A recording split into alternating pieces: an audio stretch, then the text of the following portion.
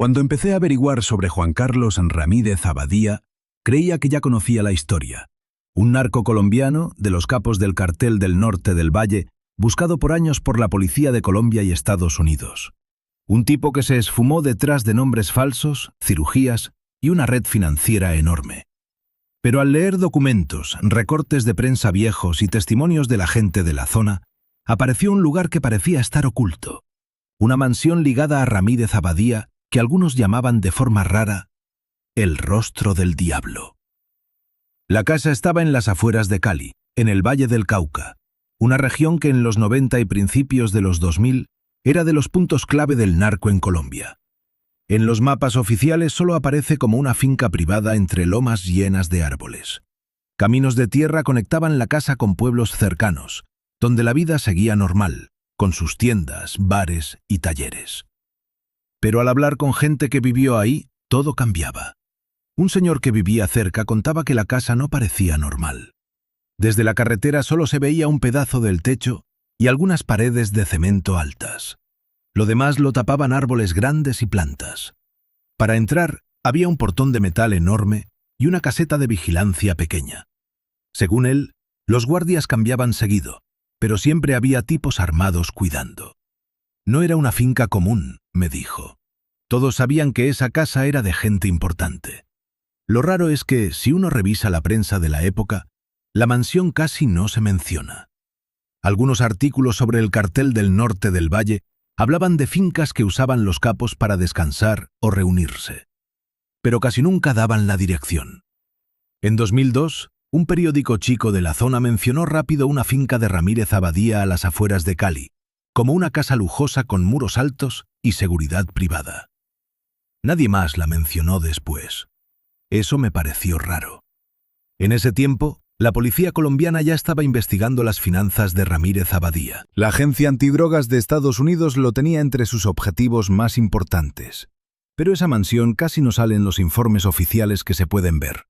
Ni en los documentos de los juzgados de Colombia, ni en los comunicados del Departamento de Justicia de Estados Unidos. Cuando pregunté a periodistas colombianos que cubrieron el narco en el Valle del Cauca, algunos recordaban el lugar a medias. Uno me dijo algo que me hizo pensar. La casa era conocida, pero no se hablaba mucho de ella. Según él, varios reporteros intentaron acercarse a la zona a finales de los 90 para tomar fotos. Casi nadie pasó del portón, y después de un tiempo, dejaron de intentarlo. Otra vecina me dijo que a veces veía luces moviéndose por el camino que iba a la finca. Carros grandes, casi siempre camionetas negras, que llegaban tarde y se iban antes de que saliera el sol. Nadie sabía quiénes eran, ni qué pasaba adentro. Pero en los pueblos cercanos se decía lo mismo. Esa casa no era solo una casa. Lo que no entiendo es que, cuando uno ve la historia oficial de Ramírez Abadía, casi todo se centra en cómo movía dinero y droga a nivel internacional. Se habla de empresas falsas, transferencias y rutas a México y Estados Unidos. Pero poco de los lugares donde se tomaban esas decisiones. Y ahí aparece esta mansión. Un lugar que los vecinos recuerdan bien. Con seguridad por todos lados, movimiento de noche y una fama rara en la región. Un lugar que algunos empezaron a llamar el Rostro del Diablo, antes de que saliera en las noticias. Ahí es donde todo se pone raro. Si el lugar era tan conocido, si hasta periodistas lo mencionaron, ¿por qué casi no sale en las investigaciones de esos años?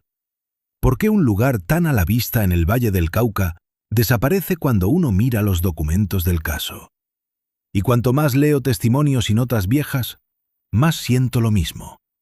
Todos oyeron hablar de la casa, pero casi nadie quería contar qué pasaba ahí. Como si ese lugar hubiera estado en una zona gris entre lo que se decía y lo que era verdad.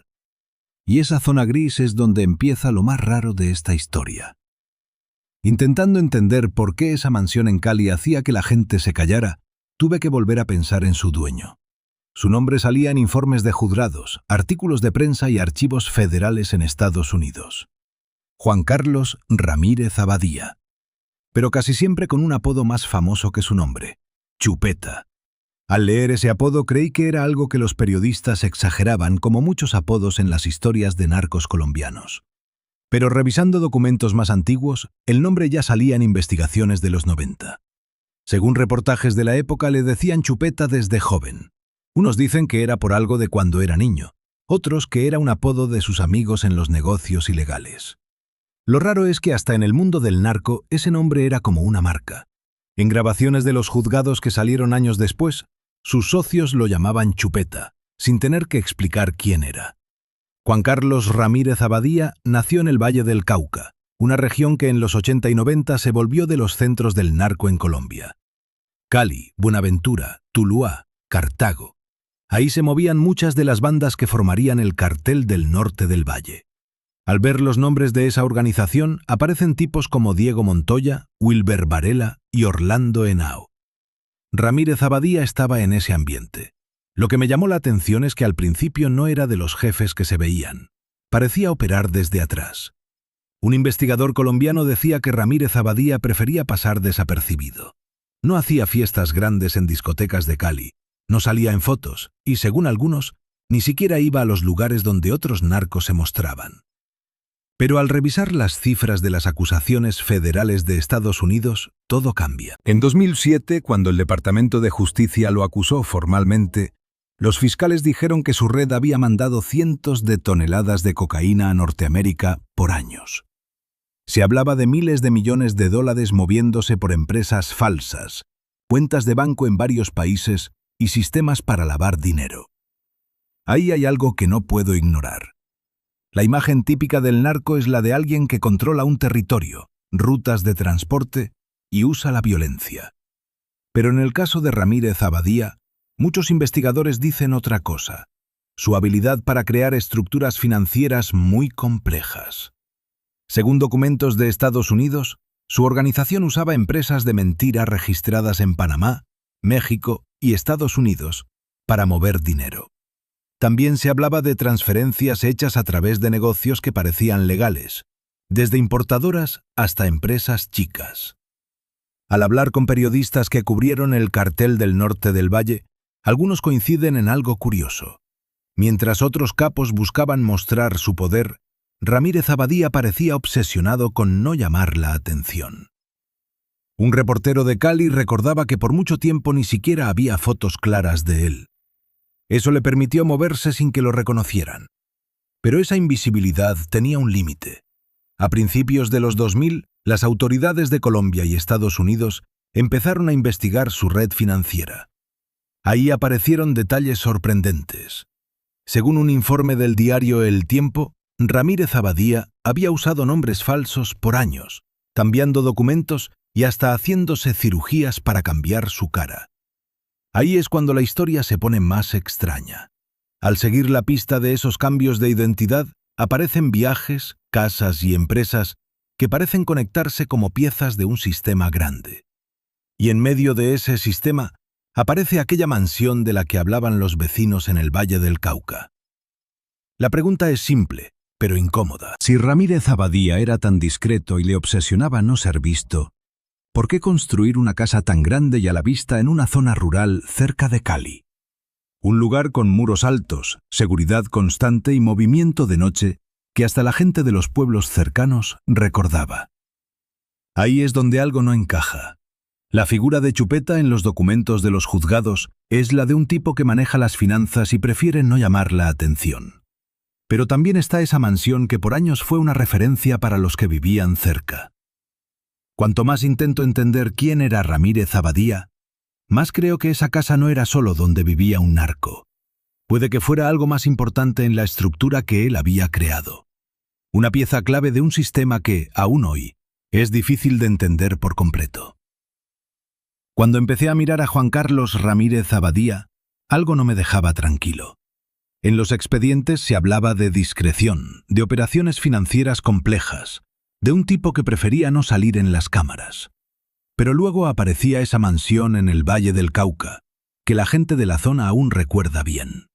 Y cuanto más investigaba ese lugar, más claro veía una contradicción. Alguien que había creado una red criminal basada en no llamar la atención, había construido una residencia que era imposible de ignorar. La finca estaba en una zona rural lejos de Cali, cerca de caminos que conectaban pueblos del valle. En los mapas de la región aparece como una propiedad grande rodeada de tierra de cultivo y árboles. Algunos documentos locales hablan de varias hectáreas cerradas por muros de cemento altos. No era una casa escondida en montañas. Se podía ver desde los caminos de la zona. Un camionero que por años llevó mercancía por esos caminos me contó que al ver la propiedad pensó que era un hotel o un club privado. La entrada tenía un portón de metal enorme, con columnas de cemento y una caseta de vigilancia pequeña. Desde la carretera casi no se veía adentro, porque había muros altos y árboles para tapar la vista. Según reportes de prensa que salieron después de que capturaron a Ramírez Abadía en 2007, la mansión empezó a construirse a finales de los 90. En ese tiempo, el cartel del norte del Valle crecía mucho. Bandas controlaban rutas de cocaína a Centroamérica y México, y mucho dinero se movía por empresas falsas. Algunos investigadores creen que Ramírez Abadía ya manejaba una estructura financiera grande. La gente de los pueblos cercanos recuerda que por meses entraban y salían camiones con materiales de construcción: cemento, acero, maquinaria pesada. Un comerciante local me dijo que varios proveedores de la región participaron en las obras. Nadie hablaba del dueño, pero todos entendían que era alguien con mucho dinero. Al intentar saber cómo era la casa, las descripciones coinciden en varios detalles. La arquitectura era como una hacienda colombiana tradicional, con rasgos de mansiones modernas. Terrazas amplias, columnas grandes, balcones que daban a los jardines. Según los que entraron, en el centro había una fuente en un patio grande. Los interiores eran aún más llamativos. Un señor que trabajaba en mantenimiento dijo que había pisos de mármol de otro país, escaleras grandes y salones con muebles traídos de afuera. También mencionó una piscina enorme y áreas de entretenimiento. Todo parecía hecho para impresionar. Aquí hay otra pregunta que no puedo ignorar. Se calcula que propiedades así en el Valle del Cauca costaban varios millones de dólares en terreno, materiales y decoración.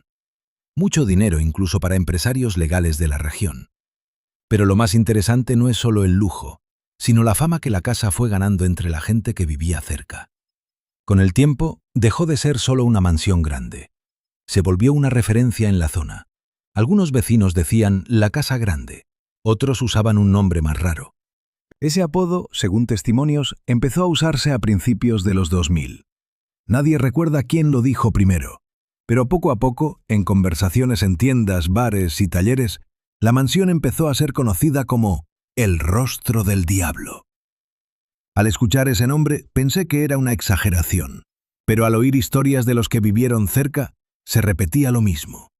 La casa representaba algo más que riqueza. Representaba poder.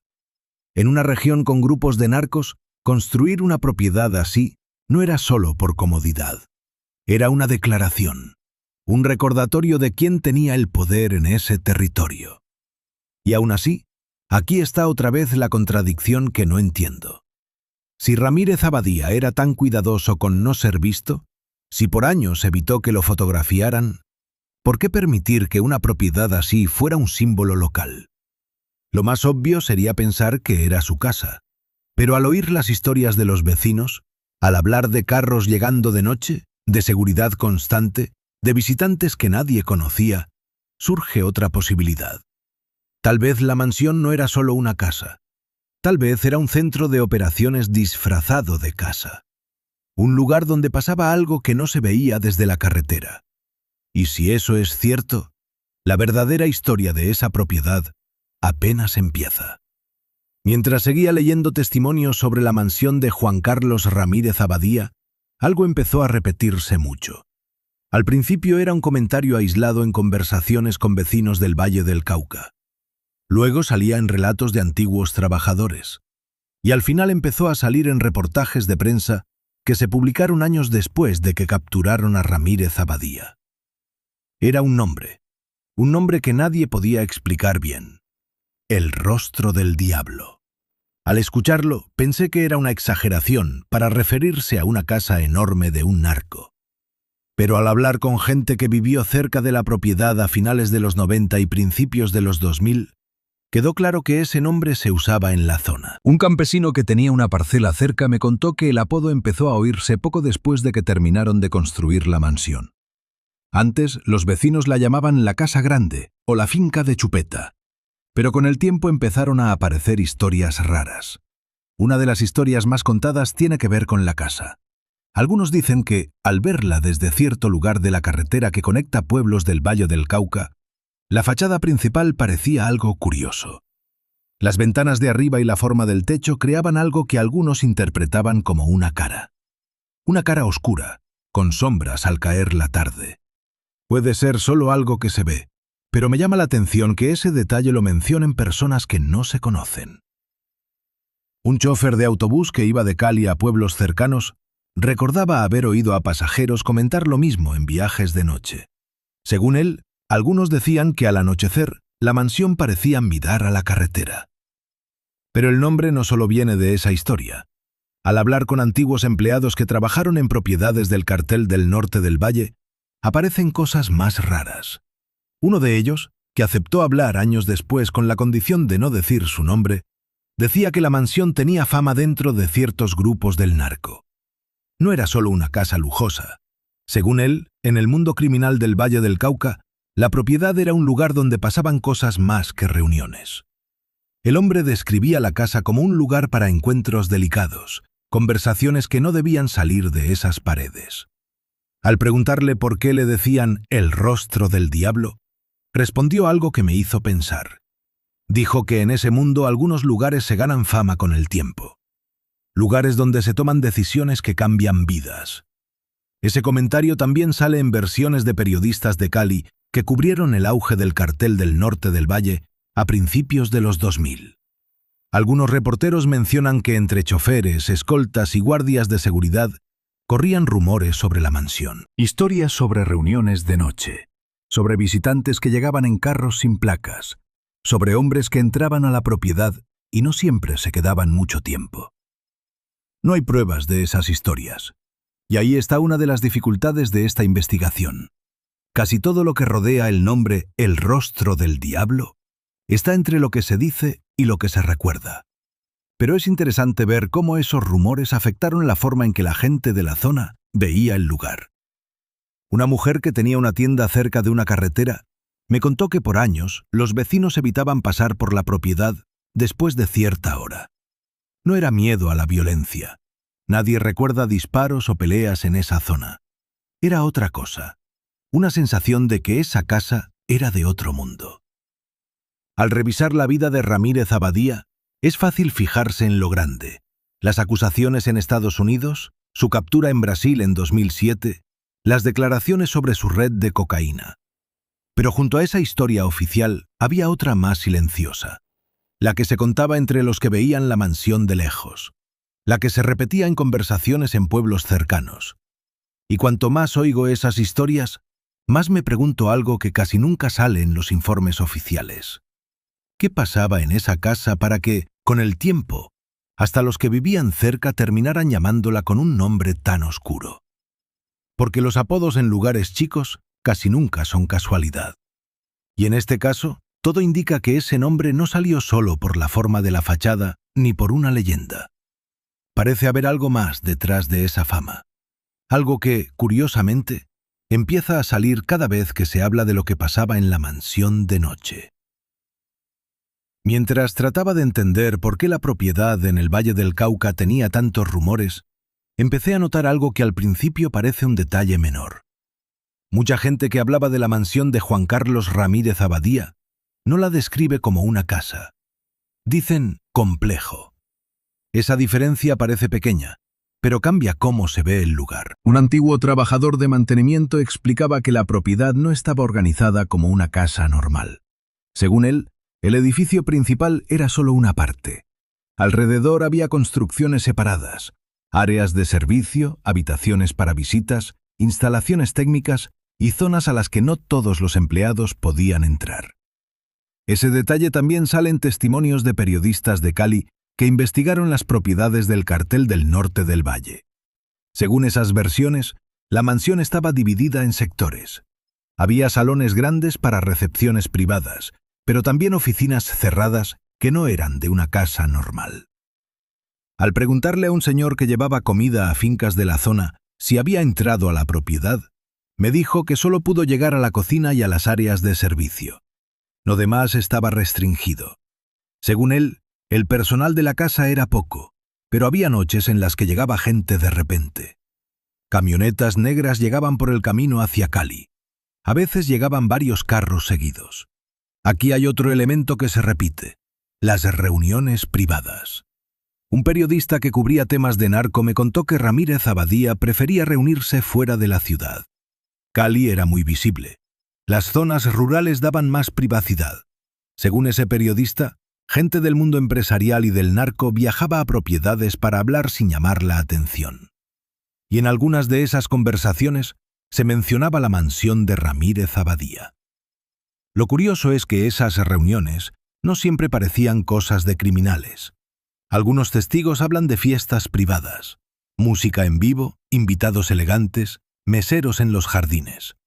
Una imagen que podría ser solo la fiesta de un empresario rico. Pero al comparar los testimonios, empiezan a salir detalles que cambian la idea. Un antiguo escolta que trabajó para empresarios de la región contó que la seguridad de la mansión era diferente a la de otras fincas de lujo. No solo había guardias en la entrada, había patrullas dentro, radios y un control estricto de quiénes podían estar en ciertas áreas. Según él, hasta algunos invitados tenían restricciones sobre a dónde podían ir dentro de la casa. Ese tipo de seguridad no era normal en una casa, ni siquiera en las más grandes. Otro detalle que sale es el uso de niveles dentro del edificio principal. Un electricista que hizo trabajos recordaba que algunas puertas siempre estaban cerradas con sistemas de seguridad. Para entrar a ciertas habitaciones hacía falta permiso. Al oír esas descripciones, la imagen de la mansión cambia. Ya no parece solo un lugar para descansar o festejar. Empieza a parecer un centro de operaciones organizado. Eso explicaría por qué la propiedad estaba dividida en zonas, por qué se controlaba el acceso y por qué llegaban carros en ciertos momentos de la noche. Pero aquí hay una contradicción que me sigue confundiendo. En los documentos judiciales con los que acusaron a Ramírez Abadía en 2007, se habla de rutas de cocaína, empresas para lavar dinero y contactos en México y Centroamérica. Pero casi no se menciona el papel de lugares como esa mansión. Es como si la estructura financiera del cartel se hubiera estudiado bien, pero los lugares donde se tomaban las decisiones no importaran. Y cuanto más leo testimonios, más me pregunto lo mismo. Si esa mansión era un lugar de reuniones privadas, con seguridad y zonas restringidas, entonces tal vez nunca fue solo una casa. Tal vez era algo más importante en la red de Ramírez Abadía. Y si eso es cierto, lo que pasaba en esas paredes por las noches podría explicar muchas cosas que en los informes oficiales son solo coincidencias. Cuanto más hablaba con gente que vivió cerca de la finca de Juan Carlos Ramírez Abadía, más salía un detalle que al principio parecía secundario, pero luego fue imposible ignorar. La actividad en la propiedad cambiaba por completo de noche. Durante el día, según recuerdan vecinos, la finca parecía casi silenciosa. Desde la carretera casi no se veían movimientos. Uno podía pasar por el camino y no notar nada especial. El portón cerrado, guardias en la entrada, un carro estacionado. Como en otras fincas de la región. Pero de noche era diferente. Un campesino que vivía cerca me contó que a finales de los 90 empezó a notar algo. Algunas noches, sobre todo los fines de semana, aparecían luces moviéndose por la carretera. No eran solo carros, eran varios que llegaban en fila. Según él, casi siempre eran camionetas negras o carros grandes. Lo que le llamó la atención es que muchas veces las placas no se veían.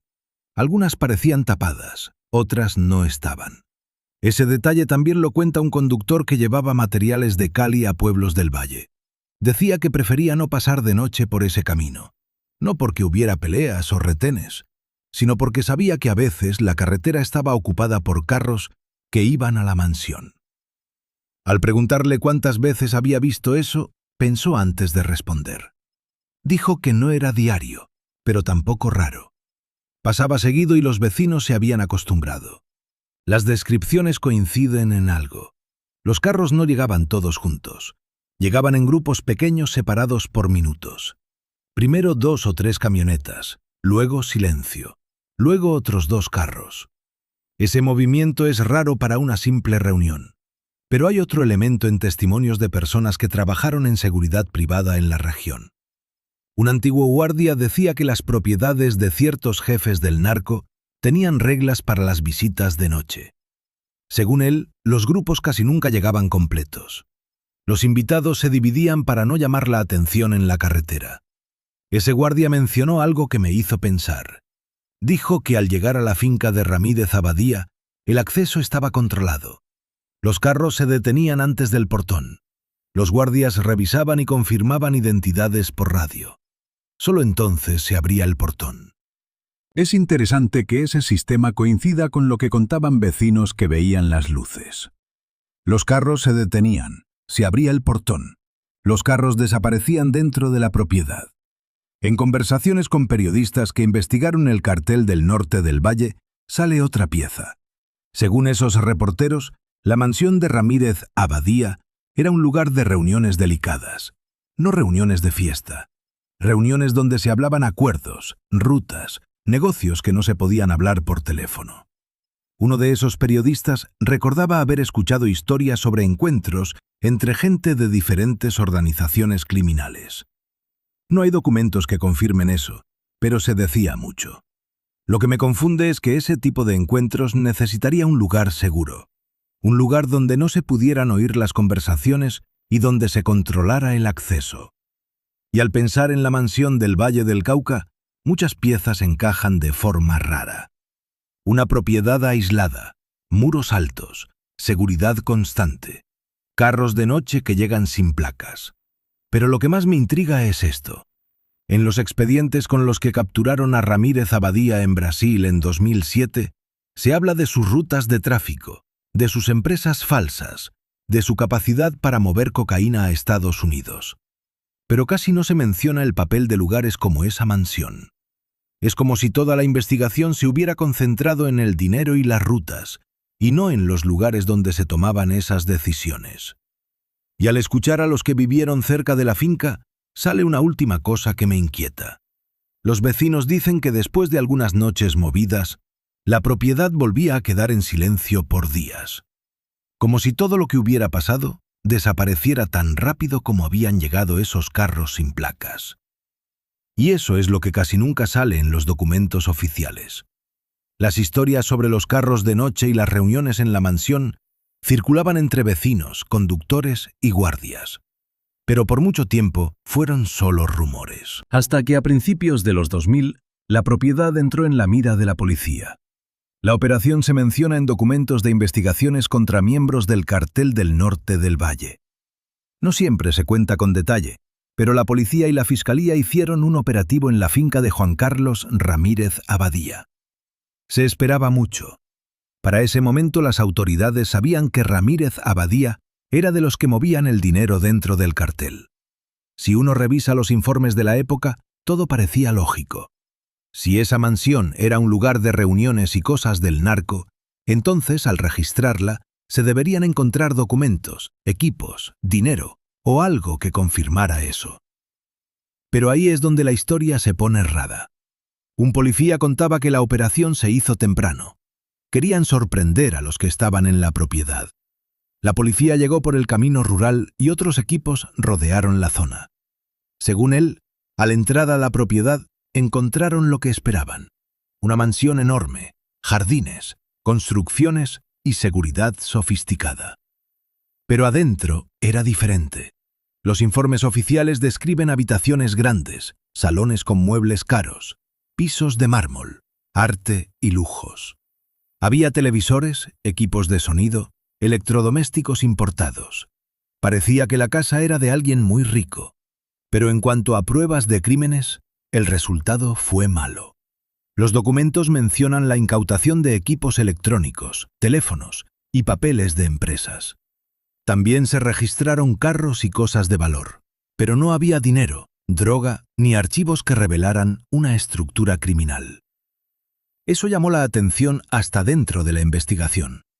Un fiscal que participó en casos del cartel del norte del valle reconoció que el operativo no dio los resultados que esperaban. El registro de la mansión dio más preguntas que respuestas.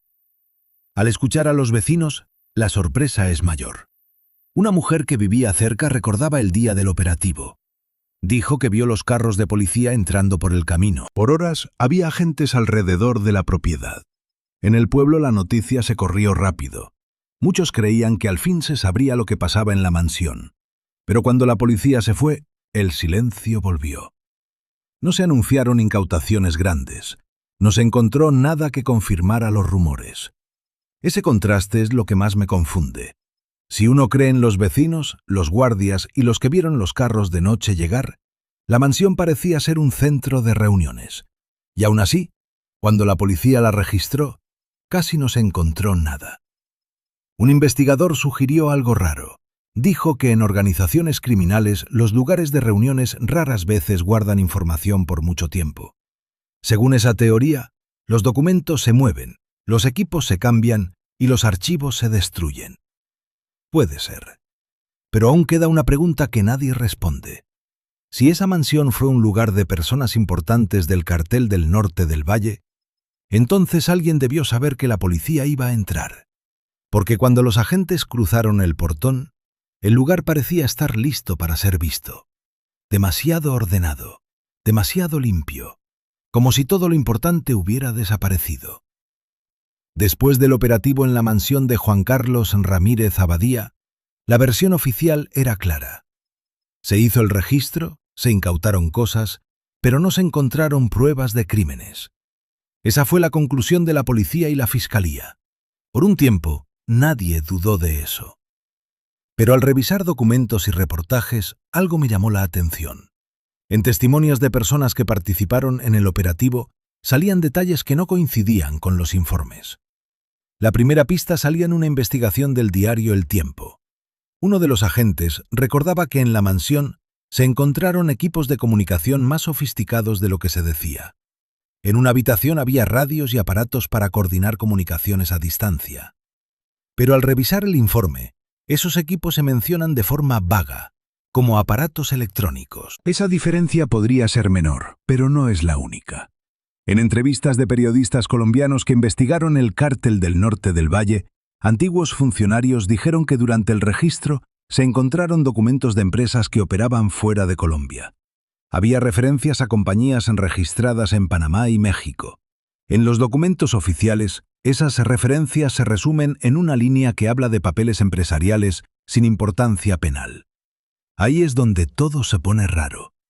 Si esas empresas movían el dinero de Ramírez Abadía, entonces hasta los documentos podían ser importantes para entender las finanzas del cartel. Al comparar fuentes, encontré otra cosa. Un reportaje de la revista Semana mencionaba que durante el registro algunos agentes fotografiaron áreas de la propiedad que no eran para el personal doméstico. Entre ellas, una oficina privada. Según uno de los investigadores, la habitación tenía mapas, teléfonos y archivadores. Pero en los documentos oficiales no hay nada de eso. Al principio pensé que eran versiones exageradas o recuerdos malos. Pero al revisar documentos, salían contradicciones. Un periodista que siguió las investigaciones del cártel del norte del valle me contó que en operativos casi nunca se incluyen todos los detalles.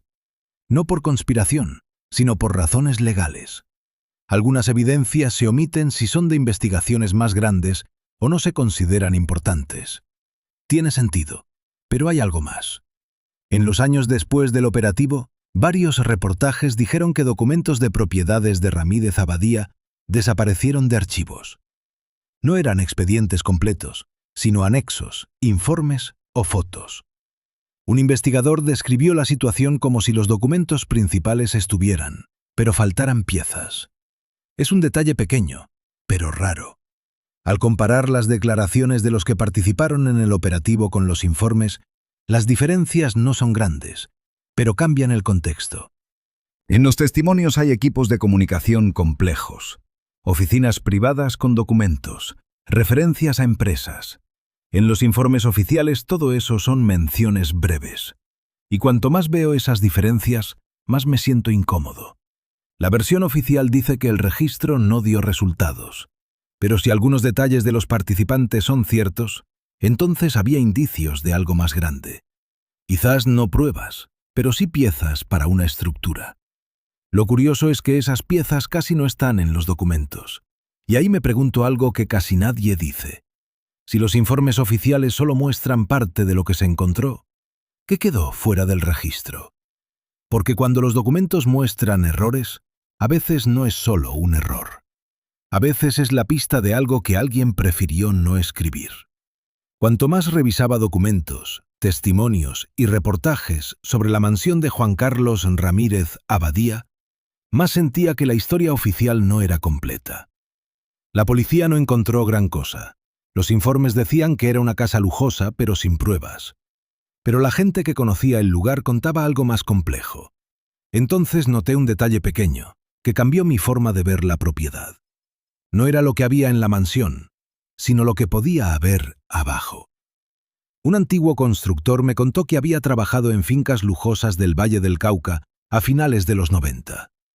Al mencionar la propiedad de Ramírez Abadía, reaccionó diciendo que recordaba esa construcción porque era rara. Según él, excavaron más profundo de lo normal para una casa de campo. En la región se prepara una base para la estructura y ya. Pero ahí trabajaron semanas moviendo tierra y reforzando muros bajo tierra. Al preguntar qué se construía, dijo que no les daban explicaciones. Cada equipo hacía su parte. Ese comentario solo no diría nada, pero al revisar planos arquitectónicos de la zona, encontré algo curioso. Los documentos mostraban la estructura normal de la mansión: edificio principal, jardines y construcciones auxiliares. Pero no había nada de estructuras subterráneas. Si fuera un sótano pequeño no sería raro, pero algunos trabajadores hablaron de algo más grande. Un electricista que trabajó brevemente en la finca mencionó que parte del cableado iba a niveles inferiores que no estaban en los planos. Recordaba escaleras a corredores de concreto y puertas metálicas donde solo debían estar los cimientos. Eso no es normal en casas rurales de la región. Busqué referencias a estructuras subterráneas en otras propiedades del narco colombiano y encontré cosas interesantes. En los 90 y a principios de los 2000, la policía halló instalaciones ocultas bajo fincas normales. A veces eran túneles, otras habitaciones reforzadas para guardar dinero, documentos o equipos. Un ejemplo fue lo que encontraron en propiedades del cartel de Medellín en los 80. Habitaciones blindadas, pasadizos secretos y sistemas de ventilación independientes. Eso me hizo pensar otra vez en la mansión. Las fotos de afuera muestran una casa grande, pero no tanto como para justificar todo el movimiento que contaban. Los convoyes nocturnos, las reuniones privadas, los visitantes misteriosos. ¿Y si parte de la actividad ocurría bajo tierra, en espacios que no estaban en los planos? Un antiguo trabajador de mantenimiento dijo que había visto puertas a escaleras que bajaban, pero que estaban prohibidas incluso para algunos empleados. Solo ciertos guardias y personas específicas podían entrar. Lo raro es que en el registro policial no se mencionó nada de estructuras subterráneas importantes. Eso significa dos cosas: o no existían, o sí, pero no lo pusieron en los informes. Al juntar las excavaciones profundas, los cables a niveles no documentados, las escaleras prohibidas y la falta de información en los planos, la cosa se pone rara. La mansión, que parecía una residencia de lujo, podía esconder algo más bajo el suelo. Y si es así, las decisiones importantes o los secretos nunca estuvieron en las habitaciones de arriba. Tal vez estaban abajo. Y eso abre una pregunta que casi nadie ha intentado responder. Si había una parte subterránea, ¿por qué no apareció en los informes oficiales?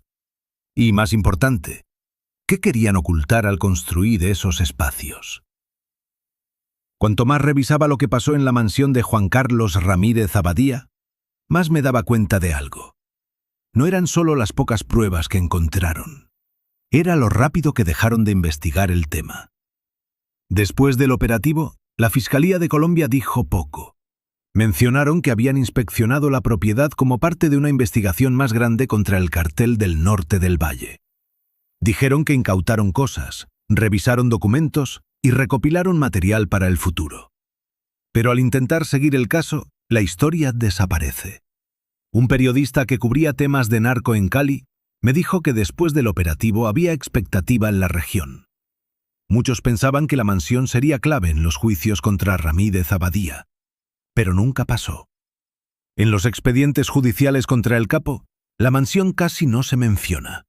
La investigación se enfocó en otras cosas: rutas de cocaína, empresas para lavar dinero y conexiones con organizaciones criminales en México. Eso me hizo revisar las decisiones de la Fiscalía. En documentos internos citados por medios colombianos, vi que decidieron archivar temporalmente algunas investigaciones sobre propiedades rurales para enfocarse en casos prioritarios. La explicación era que necesitaban concentrar esfuerzos en operaciones internacionales contra el narcotráfico.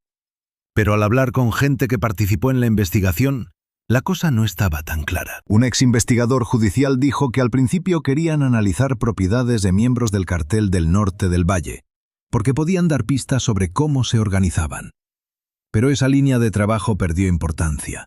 Al preguntar por qué, dijo que algunas decisiones se toman en niveles más altos. Eso me llevó a otro tema que aparece en varios reportajes sobre el cartel: las conexiones políticas. Mientras el cartel crecía, investigaciones revelaron que algunos miembros tenían relaciones con empresarios, funcionarios y políticos. No siempre eran alianzas directas, pero el dinero del narco había entrado en la economía. En ese contexto, propiedades como la mansión no eran solo casas aisladas. Podían ser lugares donde se encontraban diferentes intereses. Y eso complica cualquier investigación. Un antiguo fiscal colombiano dijo que a veces los testigos clave se vuelven difíciles de proteger. Algunos desaparecen, otros cambian sus declaraciones y otros dejan de colaborar. Al intentar encontrar testimonios de trabajadores o vecinos sobre la actividad nocturna en la mansión, encontré pocos registros. No significa que no existieran, pero llama la atención que las historias más detalladas solo estén en reportajes o entrevistas hechas años después. En algunos documentos judiciales también hay referencias a materiales clasificados. Esos anexos no están disponibles al público, lo que dificulta saber qué pasó.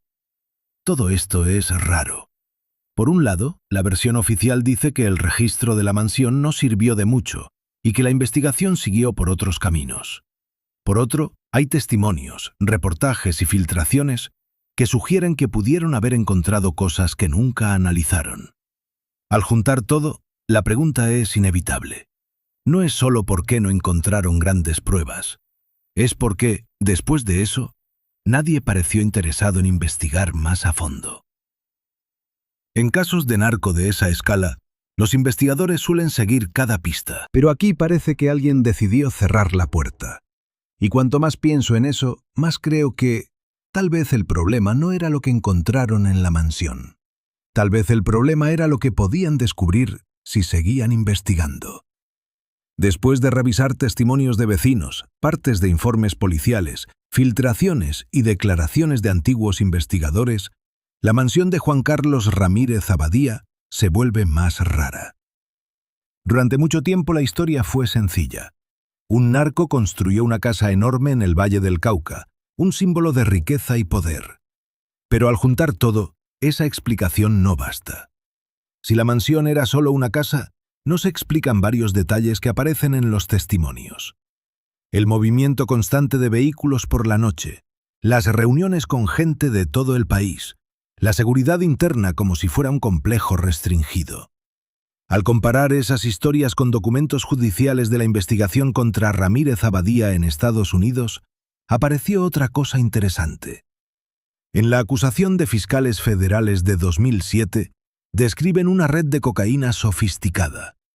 Según esos documentos, la organización de Ramírez Abadía enviaba droga desde Colombia a Centroamérica y México, por mar y tierra, terminando en mercados de Estados Unidos. Las cantidades eran enormes. Las autoridades estadounidenses estiman que movieron cientos de toneladas de cocaína.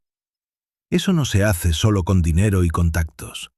Necesita infraestructura, coordinación y lugares seguros para planificar. Ahí es donde la mansión vuelve a ser importante. Un periodista colombiano que investigó el cartel dijo algo clave. Las organizaciones criminales complejas rara vez operan desde un solo lugar. Usan diferentes espacios para distintas funciones. Un lugar para mover dinero, otro para almacenar mercancía, otro para reunirse con aliados. Al pensar en eso, varias cosas encajaron. La mansión estaba cerca de Cali, una ciudad importante. Desde allí se conectaba con carreteras al puerto de Buenaventura para enviar cargamentos por el Pacífico. También tenía acceso a regiones donde operaban facciones del cartel. La ubicación no era casualidad, pero lo más interesante es comparar nombres que aparecen en investigaciones y reportajes. Gente del cartel, intermediarios financieros, emisarios que negociaban con organizaciones criminales en México. En testimonios recogidos por periodistas de Cali, algunos de esos nombres aparecen en reuniones en propiedades rurales. Nunca dicen que la mansión era el lugar, pero las descripciones coinciden con lo que los vecinos recuerdan. Convoyes de vehículos, visitas nocturnas, seguridad extrema y silencio. Empecé a preguntarme si el apodo, el rostro del diablo, no era solo por la fachada de la casa. Tal vez significaba que allí se tomaban decisiones que afectaban a mucho más que al Valle del Cauca. Si vemos la estructura del negocio de Ramírez Abadía, llega a nivel internacional. Colombia, México, Panamá, Estados Unidos. Redes financieras complejas, empresas fachada, rutas marítimas, contactos políticos y empresariales. Una organización así necesita lugares de coordinación, lugares donde se conectan las piezas. Cuanto más analizo la mansión, su ubicación, las reuniones, las visitas nocturnas, las estructuras ocultas, más parece algo distinto a una casa de lujo. Parece un centro, un punto de encuentro en una red más grande. No significa que todas las historias sean ciertas, pero incluso descartando la mitad, la pregunta sigue siendo, si la mansión no era solo una casa, ¿qué papel cumplía en la estructura de Ramírez Abadía? Y más importante, si era un nodo en una red de tráfico y lavado de dinero, ¿por qué casi nunca se menciona en las versiones oficiales? Tal vez la respuesta no está en lo que encontraron en la propiedad. Tal vez está en lo que nunca terminaron de investigar. Después de revisar documentos judiciales, reportajes y testimonios de gente cercana a la mansión de Juan Carlos Ramírez Abadía, me queda una sensación. No solo hay preguntas sin respuesta, sino que casi todos los que podrían hablar han guardado silencio. La casa sigue ahí, abandonada o poco usada. Las fotos muestran muros en pie, el portón cerrado y vegetación en los caminos internos. Desde la carretera se ve el edificio principal. Pero lo que más llama la atención es la falta de voces. En los pueblos cercanos, algunos recuerdan el movimiento de vehículos, las luces en la carretera o el nombre que le dieron a la casa. Pero al preguntar más, las conversaciones cambian. Algunos dicen que no saben nada. Otros responden con frases cortas, como si cada palabra abriera una puerta que prefieren cerrar. Un periodista que investigó el cartel me dijo que el silencio no siempre significa que la gente no sepa. A veces significa lo contrario. En regiones con presencia del narco, la memoria colectiva funciona diferente. Aprenden que ciertas historias no se cuentan en voz alta. El periodista intentó entrevistar a antiguos trabajadores de fincas de narcos, pero algunos aceptaron hablar brevemente y en anonimato. Otros cancelaron las entrevistas. Lo mismo ocurre al intentar acceder a documentos oficiales del caso. Algunos expedientes judiciales están disponibles, sobre todo los de procesos federales en Estados Unidos contra Ramírez Abadía, con rutas de tráfico, operaciones financieras y conexiones internacionales. Pero al buscar registros detallados de propiedades, incluyendo operativos policiales, vuelve esa sensación de vacío. Algunas carpetas tienen información parcial. Algunos anexos se mencionan pero no están disponibles. Y en varios archivos judiciales hay referencias a materiales clasificados. Eso no es raro en casos de crimen organizado, pero la sensación se repite. Las piezas existen, pero no encajan. Hace años, un reportero visitó la zona y describió la propiedad como un fantasma en el paisaje rural. La casa seguía ahí, enorme y silenciosa, pero desconectada del mundo. Un vecino le dijo que la gente pensó que alguien explicaría qué pasó en esa casa, que revelarían detalles y entenderían por qué llegaban tantos vehículos en silencio y por qué la llamaron el rostro del diablo. Pero ese momento nunca llegó. Juan Carlos Ramírez Abadía fue capturado en Sao Paulo en 2007, después de cambiar su apariencia y usar identidades falsas. Fue extraditado a Estados Unidos, donde enfrentó cargos federales por tráfico y lavado de dinero. Pero incluso en esos juicios, la historia de la mansión es secundaria. Eso deja una pregunta. Si la casa era solo lujosa, ¿por qué generó rumores, miedo y silencio? Y si, por el contrario, fue algo más, un nodo en una red grande, tal vez el verdadero significado no estuvo en las paredes, ni en los informes policiales, ni en los documentos judiciales. Tal vez estuvo en lo que nadie quiso decir en voz alta. Y eso explica por qué, al mirar esa casa perdida entre los árboles del Valle del Cauca, no queda la sensación de un misterio resuelto. Queda la sensación de una historia que todavía no se ha contado completa.